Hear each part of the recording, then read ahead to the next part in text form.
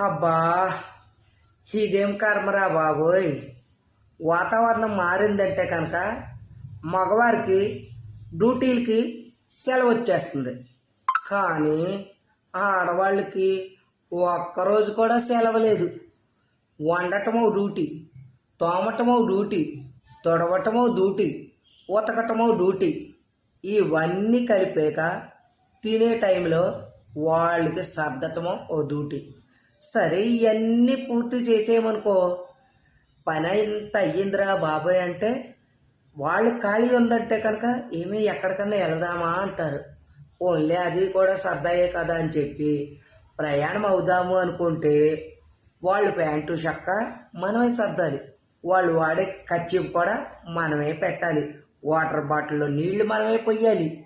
ఇవన్నీ చేసినా కానీ వాళ్ళు అర్థం చేసుకోరు. గబాళ్ళ ప్యాంటు